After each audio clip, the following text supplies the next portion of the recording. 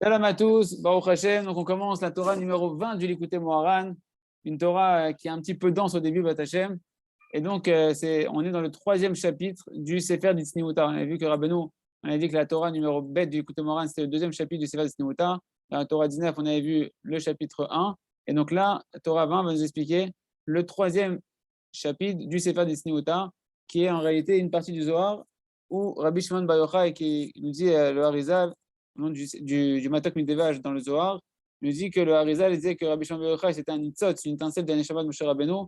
Et donc, de la même manière que Moshe Rabbeinu il a construit et il a donné la Torah qui était en 5 parties, en 5 livres, et bien Rabbi Shimon Bar Yochai, dans la partie cachée de la Torah, dans le Zohar, il a aussi composé le Zohar en 5 grands chapitres, 5 grands chapitres qui sont le Sefer de Tzniuta qui est coupé en 5 chapitres.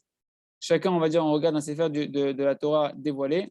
Et de la même manière qu'il y a des Mishnayot pour expliquer la Torah écrite de la Gemara qui va expliquer les Mishnayot, et bien pareil, le Sefer d'Isneuta, il va être composé en cinq grands livres qui vont être comme des Mishnayot. Et là, on va voir le troisième chapitre qui est comme une sorte de Mishnah en fait dans le Zohar, et toutes les explications du Zohar, des différentes hydrotes du Zohar qui sont comme des commentaires de la Gemara sur le Zohar, où on rentre dans les secrets des secrets.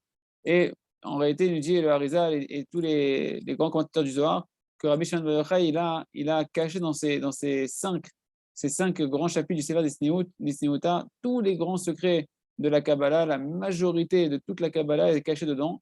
Donc, c'est des choses qui sont très, très, très élevées. Et Rabbeinu Akadosh, cette Torah-là, il l'a dévoilée. Donc, on a vu que dans Chaim Moharan, Rabbeinu Akadosh, quand il a dévoilé cette Torah, c'était à Rosh Hashanah, entre le premier et le deuxième jour, à Ben Hashmashot, donc dans la nuit qui était entre Rosh Hashanah, du premier jour de Rosh Hashanah, du deuxième jour de Rosh Hashanah. Et Rabbi Nathan, il dit qu'il a vu Mamash, que Rabbeinu il était là, le jour où il a dévoilé cette Torah-là, il était là, et il a vu comment, vu que c'était le kibbutz, c'était le rassemblement de tous les restés Breslev, comment Rabbeinu, il prenait sa barbe, vous allez comprendre un peu le lien, il prenait sa barbe comme ça, il tirait sa barbe de toutes ses forces avant de commencer la Torah, comme s'il allait arracher sa barbe, me dit Rabbi Nathan. Il dit qu'il y avait une crainte terrible et qu'à ce moment-là, il a entendu à l'intérieur de lui des voix comme des tonnerres et des éclairs quand Rabbi Nathan il a commencé à parler, et qu'il a mis beaucoup de temps, Rabbeinu, à pouvoir commencer à sortir le premier mot de sa bouche par rapport à cette Torah-là. Et il y a une différence entre, nous dit Rabbi Nathan, entre comment la Torah elle a été écrite et comment elle a été dite. Au début, quand Rabbeinu Akadosh il a dit cette Torah-là, il a commencé par ce qu'on verra dans la suite de la Torah qui apparaîtra comme une conséquence de cet enseignement-là, qui va être l'importance de monter en Eretz Israël. On verra que cet enseignement de ce Likutei Moharan, la Torah 20, va nous donner un accès à comment pouvoir accéder à Eretz Israël et l'importance de monter en Eretz Israël. Quand Rabbeinu a commencé cette Torah, il a commencé à parler de l'importance de monter en Eretz Israël, que si un juif il veut être un véritable Yehudi qui monte de niveau en niveau, c'est ça, d'où vient le mot de la Aliyah. Faire la Aliyah en Israël, c'est s'élever. S'élever, c'est monter de niveau en niveau. En réalité, Israël, c'est pas un endroit élevé dans la géographie. C'est pas l'endroit le plus élevé géographiquement quand on regarde nous le globe terrestre. Mais en réalité, ça va être le sens, bien que c'est possible en fait que si. Mais on parle surtout du sens spirituel de pouvoir s'élever chacun en fonction de sa mission, de s'élever spirituel de niveau en niveau. Ça, nous dit Rabbeinu, ça peut s'atteindre qu'en Eretz Israël. Et celui qui veut véritablement gagner la guerre contre les Yetzer Hara et pouvoir atteindre tous les niveaux qu'il doit atteindre, eh ben, il doit aspirer à monter en Eretz Israël. Et ensuite, Rabbeinu, il a commencé à dévoiler cette Torah-là telle qu'elle a été écrite ainsi, mais c'est pas comme ça qu'il l'a dite à l'oral, d'accord? Quand il l'a écrit avec Rabbi Nathan, ils l'ont écrit comme ça, mais quand elle a été dite à l'oral, il a commencé par Eretz Israël, et on verra comment petit à petit on retournera à l'importance d'Eretz Israël par rapport à cette Torah-là. Donc, on commence dans les mots Vatachem. Donc, dans ce Mahamar du Zohar, dans ce Pirkat d'Isniuta, c'est le Pirkat Klita'a. C'est le troisième chapitre du Sefer d'Isniuta. D'accord? Des Sefer d'Isniuta, donc le livre d'Isniuta, c'est le livre Tsanoua, qui est pudique, qui est caché, parce que c'est des parties de la Torah qui sont très, très, très élevées et qu'on ne peut étudier que lorsqu'on est nous-mêmes dans une certaine pudeur. On peut l'enseigner, celui qui doit l'enseigner et celui qui doit l'écouter, les deux ils doivent être dans une certaine pudeur, dans une réparation de l'alliance, un tikkun abrit. C'est des choses qui sont très, très élevées. Et seulement celui qui sait être lui-même être pudique, on peut lui dévoiler des choses qui sont cachées, qui sont les paroles de Rabbi Shimon Bar Yochai. Donc, comment commence ce troisième chapitre? Tish'a tikunin yakirin itma sera ledikna.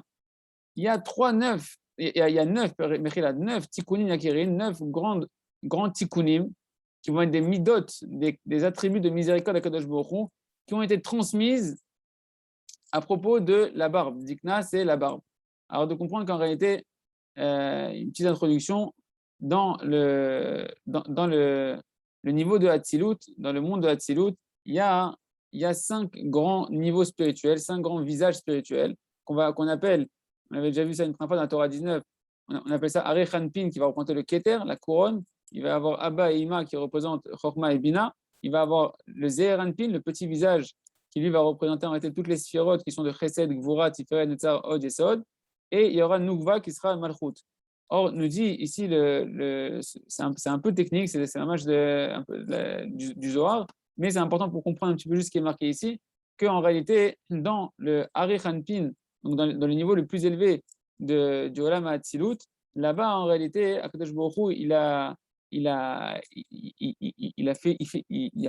13 attributs de miséricorde d'Akadosh Baruch Hu que Moshe Rabbeinu a dévoilé après la faute du Vaudor, après avoir prié pour annuler la faute du Vaudor.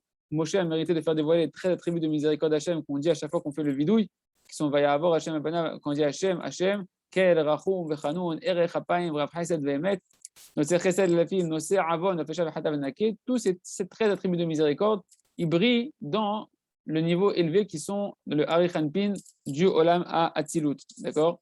Et maintenant, on nous dit que et donc, ces 13 niveaux vont être 13 points lumineux, comme 13 points lumineux dans la barbe du visage céleste de Arechanpin, qui est le grand visage du Olam HaAtzilut. C'est des points lumineux sur le visage, mais pas le visage, notre visage à nous, mais un visage céleste au niveau spirituel. Donc, on parle ici de monde spirituel par lequel Hachem déverse sa miséricorde sur nous et se manifeste dans sa miséricorde sur nous.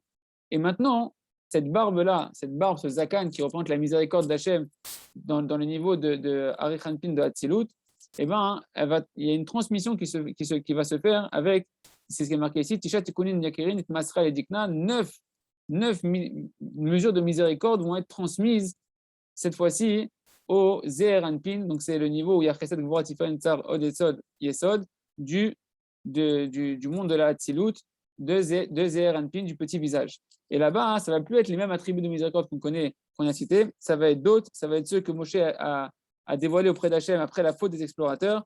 Là, c'est ceux qu'on dit quand on dit Hachem, El Chapayim, Rav Chesed, Nosé Avon, Nofesha, Venake, Lo Yenake, Poked Avon, Avod Albanim, Al Shileshim, Val Veribeim.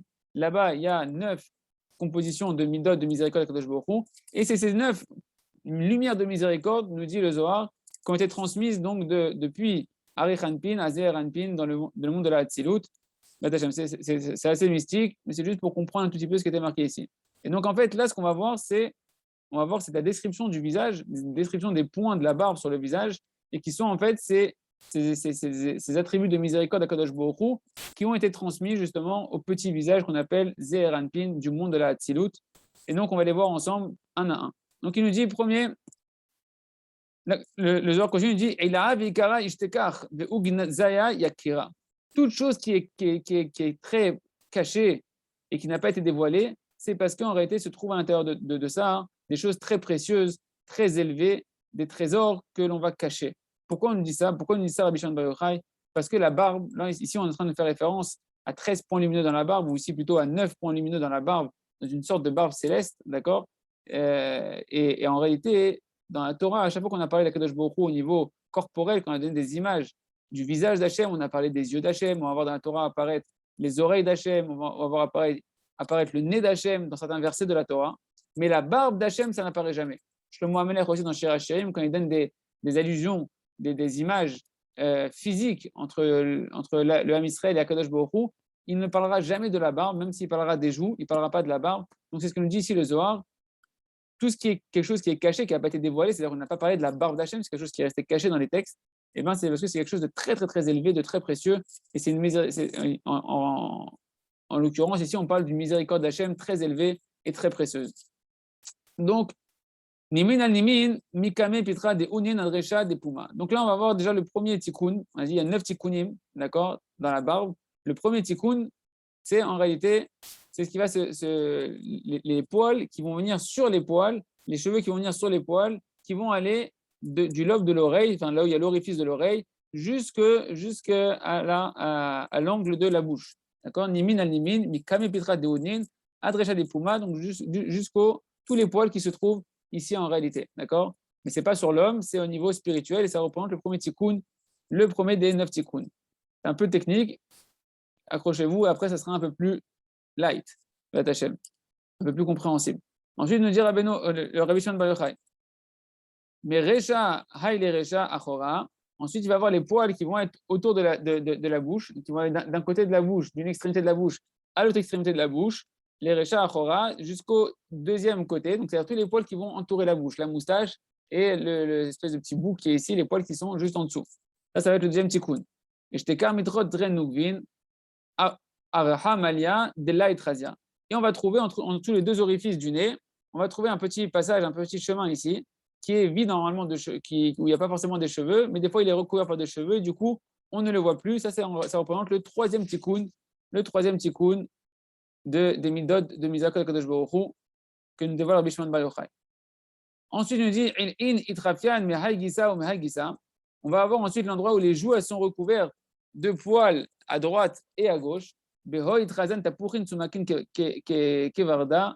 Et au-dessus de là, on verra les joues qui vont être vides de poils, d'accord, qui sont comme des espèces qui vont être rougeâtres, avec une couleur rougeâtre, comme les pommes, comme des pommes rouges, ou bien comme des roses, nous dit le Zohar Kadosh. Tout ça, c'est des points lumineux du visage qui représentent en réalité de la misère Kadosh Baruch Hu, d'où l'importance aussi pour nous, les hommes du Ham Israël, de garder la barbe, parce que c'est un match, c'est en référence, on a été créé à l'image d'Hachem, et la barbe fait référence à la miséricorde d'Hachem, et attire sur l'homme la miséricorde d'Hachem. Bechat Chuta Talia ou Kamin Tekifin Ad Chedvoy Sivan Tumake Kevarda. Ken. Itpanun Misear. Alors, il nous dit ici ensuite, on va avoir. On a dit, on va avoir ici un espèce de fil quand on récupère tous les poils de la barbe, tous les poils ils vont se réunir ici de la barbe, et il va avoir les poils ici très noirs, même quand la barbe elle blanchit en général, il y a les poils ici qui restent, qui ont du mal à blanchir et qui restent noirs ici, et qui vont descendre jusqu'à la poitrine. D'accord? Donc ça va être encore un autre tikkun. Sivan Tsumake, donc il y aura ensuite les lettres, les lèvres elles-mêmes. Siva Tsumake, c'est les lèvres elles-mêmes, qui elles sont rouges comme des roses, on dit le Zohar, et qui sont, elles, vides de cheveux. Ça encore, c'est un autre tikkun. Zeherin nartin bigrona umchapian kedala. Il y aura ensuite des petits cheveux et des grands cheveux qui vont descendre du côté de la gorge, d'accord, et qui poussent au niveau de la gorge. C'est rectanot shordim, donc les petits cheveux qui poussent au niveau de la gorge, umchapian kedala, et qui vont recouvrir la gorge en regard de la nuque, d'accord. Ravrevin ou zeherin nartin bishkola. On aura d'autres poils qui vont être longs et courts, qui vont descendre de manière équitable, de manière égale. Donc, finit ce troisième chapitre du Sefer des Sinusata en disant, et donc la moitié de l'épaisseur de la barbe d'en bas, qui va être du côté du corps, donc toute la barbe qui regarde en fait le corps, pas celle qui est à l'extérieur, mais la moitié qui regarde le corps, intérieur de la barbe. Dans ces tikkunim-là, eh ben, en réalité, la barbe céleste, elle aura toute sa force et sa puissance. D'accord? Comment on le traduit ici? Il dit ici, je vérifie ça.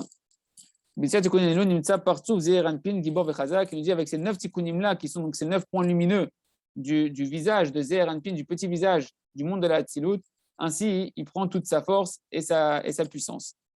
Donc là, on a fini quelque chose qui est très opaque, qui est très mystique, on n'arrive pas du tout à comprendre l'impact pour nous de dévoiler Rabbi Shimon Bar Yochai, parce qu'on n'est pas suffisamment versé dans la Kabbalah. Et Rabbeinu Akadosh va, comme d'habitude, démarrer la Torah avec des choses qui n'auront rien à voir, et petit à petit va nous réexpliquer tout ce chapitre, ce troisième chapitre du Sefer des Siniyota. Et rappelez-vous qu'avant de commencer cette Torah, Rabbeinu se tirait les poils de la barbe des deux côtés, comme s'il allait arracher sa barbe. Et donc, on comprend un tout petit peu déjà qu'il y a un lien avec la barbe céleste du Zeher Anpin, du monde de la Hatzilut. Donc, on commence dans les mots. Maintenant, comment Rabbeinu va commencer à nous donner ses enseignements. Donc, on commence Ot Aleph. Da sheyesh neshama ba'olam, she'al yadan itgale be'ure ou perusha Torah, ve'imisubelet be'isurin. Il dit Rabbeinu Akadosh, sache qu'il y a une neshama, une âme dans chaque génération, que par cette neshama-là va se dévoiler toutes les explications de la Torah Akdosha. Et cette âme-là, elle est constamment en train de souffrir dans des grandes souffrances. Comme c'est marqué dans Perkei Avot, dans Perek Vav, pas de Bamel Artochal, ou même Surat Ishte, que normalement la qualité de la Torah, d'un érudit en Torah, c'est qu'il doit être dans un niveau où il doit manger du pain simplement avec du sel et boire de l'eau avec mesure. Donc c'est une dimension, et tu dormiras, c'est marqué dans la Mishnah, et va la Restishan, tu dormiras sur la terre, tu vivras une vie de souffrance. On va Torah ta'amel, et dans la Torah, tu vas t'efforcer. Et tout ça, c'est des niveaux que nous, on est très, très, très loin de ces souffrances-là dans l'étude de la Torah. Nous, on étudie dans le kiff, Baruch Hashem, on a le masgan, on a la lumière, le café, le croissant, etc. Tranquillement, mamash, dans tout le confort qu'il y a. Mais il y a une neshama qui, elle accomplit véritablement cette dimension de la Torah, où elle est prête à prendre toutes les souffrances sur elle que le reste du Ham Israël n'est pas prêt à prendre sur eux quand ils vont pour étudier la Torah, et ainsi donner et ouvrir à tous ceux qui vont vouloir aborder la Torah, de la compréhension de la Torah, par le fait qu'elle est dans cette Messirut Nefesh, dans ce sacrifice d'elle-même pour la Torah, elle ouvre les portes et l'accès à la compréhension de toute la Torah pour tous les autres âmes du Ham Israël qui vont étudier la Torah après elle. Car ainsi, c'est ça en fait le chemin de la Torah. C'est quoi? Ça, c'est la fin de la Mishnah. Comme ça, c'est le chemin de la Torah, de manger du pain avec du sel, de l'eau avec mesure, dormir sur la terre, etc. Et Rabbeinu Akadosh va nous expliquer la Mishnah d'une autre manière. Il dit, car darka shel Torah, cette neshama qui, elle, est prête à vivre et à prendre toutes les souffrances du Ham Israël sur elle, car darka shel Torah, c'est à travers cette neshama-là que va passer le chemin de la Torah. C'est plus ici que les souffrances, c'est ça le chemin de la Torah pour tout le monde. C'est que grâce au fait qu'il y a une neshama qui étudie la Torah dans les souffrances, qui est le fait par amour, parce qu'elle a envie de le faire pour l'Am Israël, pour éviter les souffrances de l'Am Israël, et ben elle-même, cette neshama, elle devient le chemin de la Torah, elle devient le conduit de la Torah, le canal de la Torah. Cette neshama va être le canal d'accès pour toutes les âmes du Ham Israël pour pouvoir s'abreuver de la Torah et comprendre la Torah sans forcément avoir besoin de traverser toutes ces souffrances-là qui sont normalement un accès à la Torah. C'est marqué normalement que Zot Torah Adam Kiamut Baoel, voici la Torah, l'accès de la Torah, Zot Torah Adam Kiamut Baoel. La Torah doit s'accéder lorsqu'un homme il est prêt à mourir dans les tentes de la Torah, il est prêt à se sacrifier dans les tentes de la Torah. On n'est pas à ce niveau-là, mais vu qu'il y a une neshama dans chaque génération qui est de ce niveau-là, et ben elle devient le chemin de la Torah, le canal de la Torah, et nous on étudie tous la Torah tranquillement dans notre confort, grâce à un tzaddik, grâce à une neshama d'un tzaddik qui lui prend toutes les souffrances sur lui et nous ouvre les portes de la compréhension de la Torah. Donc tous les commentateurs de la Torah, ils reçoivent leur vitalité et donc leur compréhension de la Torah par cette neshama-là qui prend toutes ces souffrances sur elle. Et Rabbeinu va nous expliquer comment en réalité elle mérite cette neshama de pouvoir accéder à toutes les compréhensions de la Torah et les déverser après à tous ceux qui vont vouloir étudier la Torah. Et cette neshama-là, en réalité, toutes ces paroles de Torah qui vont sortir d'elle, elles vont sortir avec une ferveur et un feu, un enflammement extraordinaire, un désir extraordinaire, comme des braises ardentes qui sortent de sa bouche. Il nous dit, Rabbeinu, qui yevcha les kabel v'lishov mimei Torah et la mishet barav kegach esh. Car ne peut venir recevoir et puiser des eaux de la Torah seulement celui dont les paroles vont être comme des braises de feu ardent. Biprinat, alo kodvari kaesh, comme c'est marqué dans le prophète Jérémie, qu'Hachem il a dit à travers le prophète Yirmiyah, il a dit, n'est-ce pas que ma parole, elle est comme du feu. La parole d'Hachem, c'est du feu. La parole d'Hachem, c'est du feu. Et donc, ainsi, et d'ailleurs, on comprend le lien avec la Torah numéro 19, parce qu'on avait dit que le Lashon HaKodesh, le Shlemut Lashon HaKodesh, la perfection de la langue sainte par laquelle Dieu a créé le monde, qui est la Torah, eh ben, elle pouvait venir combattre le feu étranger de la débauche, puisque la parole d'Hachem elle-même est du feu, elle peut combattre le feu par le feu. En tout cas, la parole d'Hachem est du feu, et donc celui qui veut accéder aux explications de la Torah, il doit être dans une ferveur et dans un feu de la Torah, et ça va lui permettre ainsi de pouvoir puiser des eaux de la Torah. Et donc cette neshama-là, de qui on reçoit tous les biurim de la Torah, c'est une neshama de feu.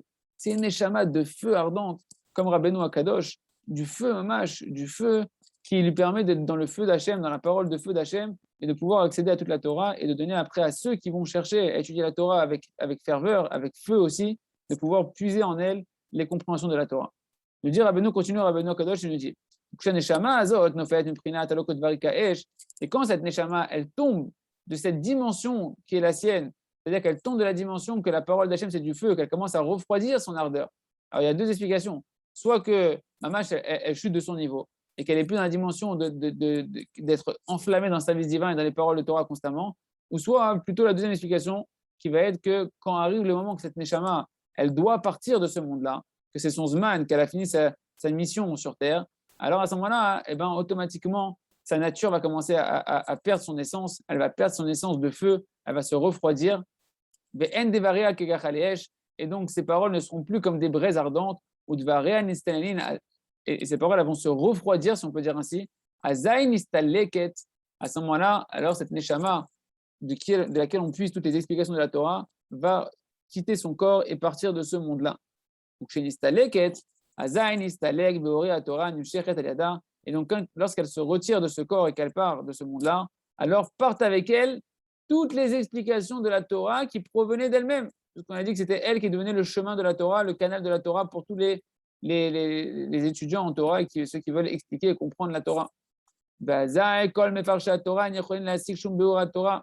Et donc à ce moment-là, tous les commentateurs de la Torah, ils n'arrivent plus à puiser les compréhensions de la Torah qui proviennent de cette Neshama, puisque cette Neshama est partie.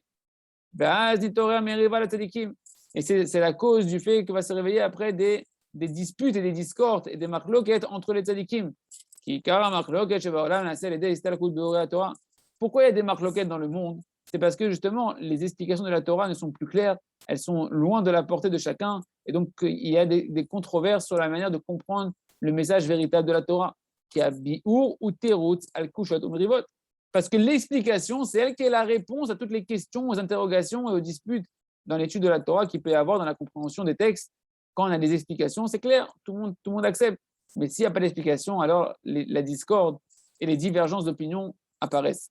Donc le Rav nous dit, toute la marloquette, le Rav Arush nous écrit que toute la marloquette, la controverse, c'est juste la conséquence d'un manque de compréhension, qu'on n'arrive plus à comprendre les tzadikim. Et donc on peut être en controverse sur un tzadik parce qu'on ne comprend plus sa Torah et sa manière dont il vit sa Torah, parce qu'on n'a plus les explications qui vont avec. Par contre, lorsqu'il y a les biurim de la Torah, les explications de la Torah, qui viennent de cette neshama du tzaddik quand il est encore vivant, alors à ce moment-là, toutes les questions, elles peuvent se répondre d'elles-mêmes, et on peut croire dans tous les tzaddikim, et on peut vivre en shalom avec tous les tzaddikim. Par contre, lorsque cette neshama-là, elle se retire de ce monde-là, alors toutes les explications de la Torah, elles partent avec elle, et c'est ce qui laisse place aux interrogations sur les tzaddikim, et on reste avec des questions sur lesquelles on n'arrive pas à trouver de réponse. Et donc, c'est ça que nous dit à propos de Myriam. C'est un verset qui est lié par rapport à Myriam. Je vais vous prendre le verset en entier, je l'ai ici, il me semble. C'est marqué est-ce que j'ai le verset ici en entier? Je vois 2 secondes. Là,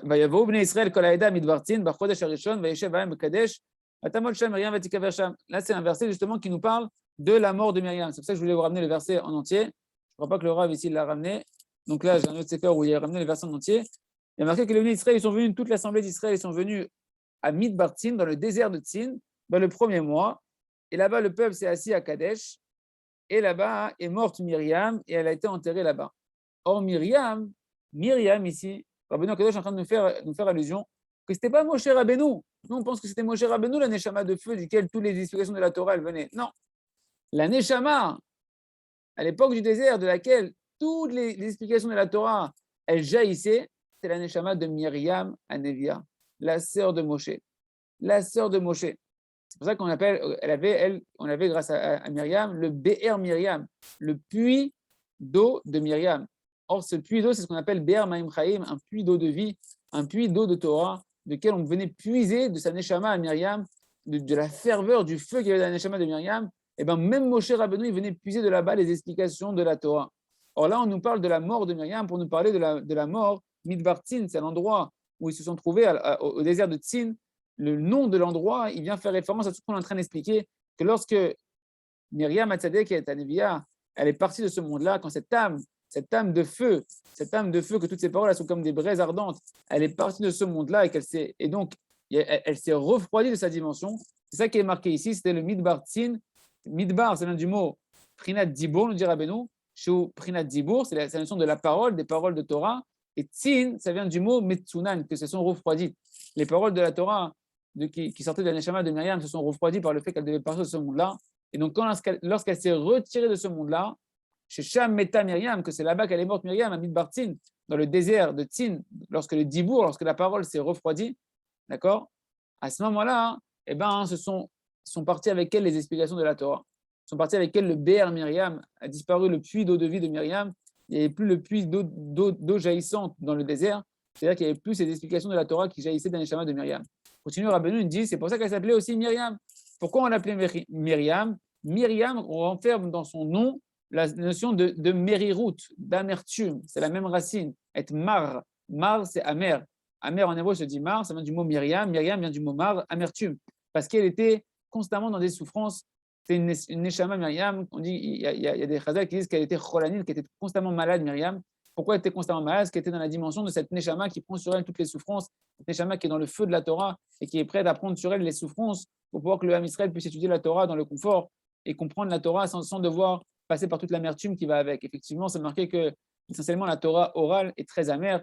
La Torah orale, le Talmud Babi est comparé à l'obscurité parce que c'est très très très compliqué quand on veut commencer à rentrer dans la Gemara, dans la compréhension du Gemara et de la Gemara et d'amener les halachot qui viennent de la Gemara. Combien on doit passer par des amertumes et des sensations de mort, on se sacrifie pour comprendre ces paroles qui sont très obscures avant qu'elles se mettent à s'ouvrir à nous et à pouvoir donner du sens et nous donner la lumière qu'elle renferme la Torah. C'est la notion de l'amertume que cette Neshama-là est prête à prendre sur elle sous forme de souffrance pour nous diminuer toutes les souffrances qu'on devrait recevoir par le fait que justement on veut étudier la Torah et que surtout par moment on délaisse la Torah.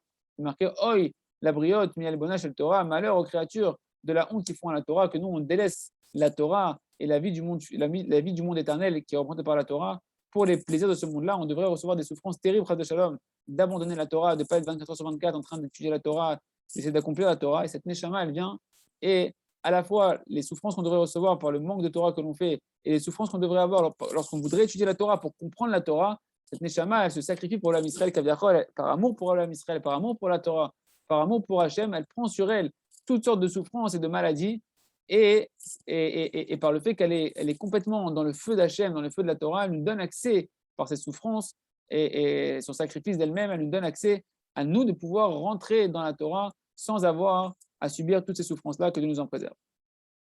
Et donc, c'est là-bas que Myriam est morte. Brinat Neshama sovelet merirut ashibud de la Torah. C'est la dimension de cette Neshama qui est prête à supporter toute l'amertume, merirut du mot Myriam. Donc, Myriam qui était prête à supporter toute l'amertume de l'esclavage de la Torah. Quand on dit l'esclavage de la Torah, on peut dire que la Torah, il y a une dimension de soumission, une dimension où on va sentir au début, avant de sentir le miel et le plaisir et l'extase de la Torah, il y aura un goût amer au début de l'incompréhension de la Torah. Cette Neshama est prête à prendre les souffrances sur elle pour nous diminuer ces souffrances-là que nous, les communs du peuple, lorsqu'on veut rentrer dans la Torah, on puisse rentrer sans souffrance. Donc, lorsque les Israël sont partis dans le désert, ils avaient le rocher, un rocher qui marchait avec eux partout où ils allaient, et de ce rocher sortait le Be'er Maïm, le puits d'eau de Myriam, et tout ça, ça se passait grâce à Myriam, et ça représente donc en fait ce rocher venait représenter en réalité cette Torah jaillissante, cette eau de vie qui venait vitaliser l'homme Israël, les compréhensions de la Torah qui jaillissaient. Et lorsque Myriam est partie, Midbar Tin, dans le désert de Tin, lorsque son dibour s'est refroidi, quand sa parole s'est refroidie, cette Neshama s'est refroidie un petit peu, à ce moment-là, elle n'est plus dans la dimension de la parole divine, de la Torah, qui est la parole de feu. Et donc, à ce moment-là, on n'a plus accès au puits de la Torah, au puits de compréhension. On ne peut plus puiser les compréhensions de la Torah facilement. Az Nistalek à Be'er, et là-bas, donc, c'est à ce moment-là que c'est retiré quand Myriam est partie. Ce puits est parti avec elle. On n'avait plus d'eau dans le désert. Hainu Bechinat Beoré Torah, c'est-à-dire que c'est quoi qu'il n'y avait plus d'eau qui jaillissait? C'est qu'il n'y avait plus d'explications de la Torah. Parce qu'En Maïm est la Torah. La Torah, l'eau fait référence à la Torah. D'accord? Comme l'eau est l'élément vital pour l'homme. Un homme ne peut pas vivre sans eau. Un juif ne peut pas vivre sans Torah. Ve'az vayara va'am Moshe. Et lorsque Myriam est partie, qu'il n'y avait plus justement le puits d'eau de vie, qu'il n'y avait plus les explications de la Torah, alors se sont réveillées à ce moment-là toutes les marloquettes sur Moshe, les marloquettes sur les tzadikim, l'incompréhension sur les tzadikim. D'accord? Az vayarev amim Moshe, c'est marqué que là-bas, bidiouk après la mort de Myriam, quand l'eau a disparu, le puits a disparu, le peuple s'est mis à se mettre en querelle contre Moshe. Ken, Ainu bechinat ameriva shlitorer. C'est-à-dire que c'est la dimension des discordes qui se réveillent sur les tzadikim, comme on l'a vu au-dessus, que lorsqu'on n'a plus l'explication de la Torah, alors on ne comprend plus le chemin de tzadikim. Et Moshe, lui, il a reçu toute la Torah, qui belle et quoi la Torah, gam mashatim vatik lechadesh, même ce que les élèves de Moshe, c'est-à-dire les neshamot comme nous qui allons venir dans la fin des temps, on allait donner des chidushim sur la Torah, chacun a des chidushim à amener dans la Torah avec Kedosha. Moshe Rabbeinu a eu toutes les explications de la Torah depuis ce qu'il a reçu jusqu'à ce qu'elle allait se dévoiler à la fin des temps. Moshe a reçu toutes les explications de la Torah. Et donc tous les tous les commentateurs de la Torah, ils ont besoin de cette Neshama par laquelle se dévoilent toutes les explications de la Torah. Ve'elu mefarshei Torah nikraim bishvil morim. C'est pour ça, hein, je vois quelque chose, excusez-moi un instant.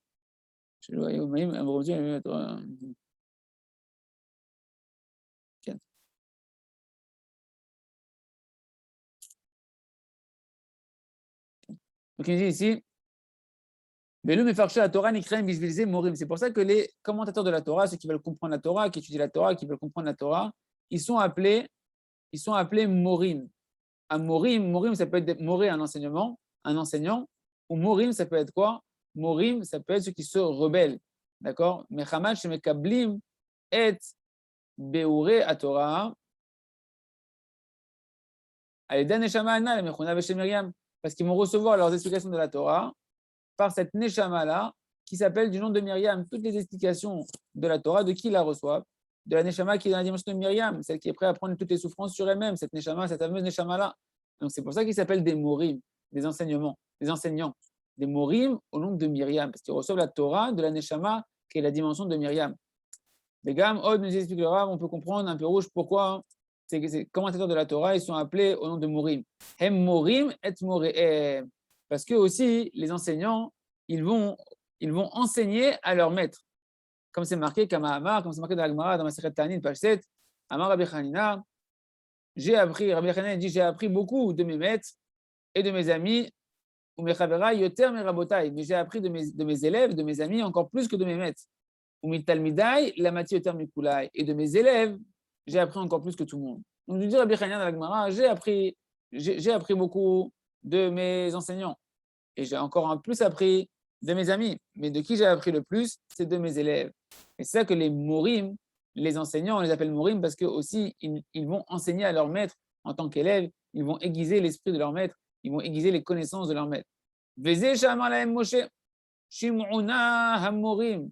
Et c'est ça que Moshe, il leur a dit aux Israël lorsqu'ils se sont rebellés contre lui, il leur a dit shim'una hamorim. Hamorim, c'est le sens de rébellion. Mais ici, ça va être le sens par rapport avec deux raisonnements qu'on a expliqués ici, qu'on peut comprendre maintenant des nouvelles façons de comprendre ce que Moshe a voulu leur dire lorsqu'il leur a dit « Écoutez donc, vous qui êtes des morim ». C'est quoi morim? Petit 1, petit aleph. Hachem Shalom Mekablim Aneshama Nikrat Miriam. Leur dire, n'oubliez pas que vous receviez toutes vos explications de la Torah, vous êtes en colère, vous ne comprenez plus la Torah est devenue opaque. N'oubliez pas que vous receviez toutes les explications de la Torah de Myriam, de la Neshama de Myriam qui vient de partir, qui vient d'être mistaleket, qui vient de quitter ce monde-là. Donc c'est pour ça qu'il leur a dit vous êtes des morim, des enseignants de Torah, mais qui prenaient votre force de la Neshama de Myriam. Deuxième raison, Rabbeinu Mefaresh Tapasou, les chiffres chez l'Israël. Rabbeinu il veut donner du sens à ce verset-là en faisant des louanges au Ham Israël. Chez Moshe Rabbeinu, il a loué le Ham Israël et il les a attribués, il les a qualifiés. Hein? Yann, si tu as une question, Yann? Question? Non. Donc on disait que Moshe, quand il leur a dit Shimuna à Morim, écoutez, vous les rebelles, premier sens, donc c'est Morim. Non, mais là, ouais. J'ai été déconnecté et je me suis reconnecté. Pas de souci. Donc on disait que lorsque Moshe Rabbeinu, après que soit morte Myriam, le Ham Israël s'est rebellé contre Moshe, et Moshe leur a dit Shimuna à Morim, écoutez donc, enfants rebelles. Morim dans le sens, on peut dire maintenant avec les deux explications de Rabbeinu, deux sens différents. Premier sens, c'est que d'abord il leur a dit pourquoi vous ne comprenez plus la Torah, pourquoi vous êtes en colère contre moi, etc., et que vous avez des marloquettes sur moi et vous posez des questions sur moi parce que vous ne comprenez plus la Torah. Pourquoi vous ne comprenez plus la Torah? Parce que vous recevez la Torah de Myriam, de la Neshama de Myriam, c'est grâce à elle que vous comprenez la Torah. Myriam, elle est partie, le puits, il est parti, vous ne pouvez plus puiser les compréhensions de la Torah. Donc c'est pour ça qu'il les a appelés Morim, pour leur dire c'est parce que Myriam, elle est partie que vous êtes en marloquette sur moi, vous ne comprenez plus, parce que vous n'avez plus les explications nécessaires de la Torah pour comprendre mon comportement. Deuxième chose, on a dit Rabbeinu, peut-être qu'il veut être Mefaresh, le verset, pour faire un shvar au Ham Israël, que Moshe Rabbeinu, il a loué le Ham Israël, et il les a appelés comme des morim, à Makimim et Ram et Toratam, pour leur dire que vous êtes des morim, dans le sens de quoi morim, que vous êtes des élèves, mais des élèves qui sont des enseignants en même temps. Parce qu'un enseignant, il apprend, on a dit, le plus de qui il apprend un enseignant, ce n'est pas de ses maîtres, ce n'est pas de ses amis, mais de ses élèves. Donc, il a voulu dire, vous êtes malgré tout des élèves qui rendaient intelligent votre maître. Voilà, c'est ça qu'il les a appelés des morim. ולכן קרא להם בשם מורים, אך כאן היה הדבר באורכם שלא רצו לקבל Moshe. Mais là, ici, Moshe, justement, il a voulu leur dire que là, vous êtes dans une position où vous ne voulez plus recevoir de moi. Et là, au rouleau, Malasot, Mibli et Batel et Lav, ils ont voulu venir maintenant, venir voir Moshe et devenir les enseignants type Shuto de Moshe, qui est où il va devenir les Morim de Moshe, il va devenir les enseignants de Moshe, ceux qui veulent dire à Moshe ce qu'il doit faire, et ils veulent plus s'annuler devant Moshe, et non pas comme un chemin qu'un un élève qui doit s'annuler devant son maître. Et donc maintenant, Rabbeinu va nous expliquer comment en réalité tous les méfarchés de la Torah, ils reçoivent toutes leurs explications de la Torah de cette Neshama-là. Et ça, B'at Hashem, je pense qu'on le fera dans le prochain shiur, B'at Hashem. C'est assez dense. La première partie, ne vous inquiétez pas, elle se réexpliquera à la fin. Et là, B'at Hashem, on continuera à comprendre comment, B'at Hashem, toutes les explications de la Torah, on les reçoit de cette Neshama et comment faire pour recevoir, pour attirer sur soi les compréhensions de la Torah, B'at Hashem. Yaratzon Shinskei Lekolze, Chazak ve Nitrazek.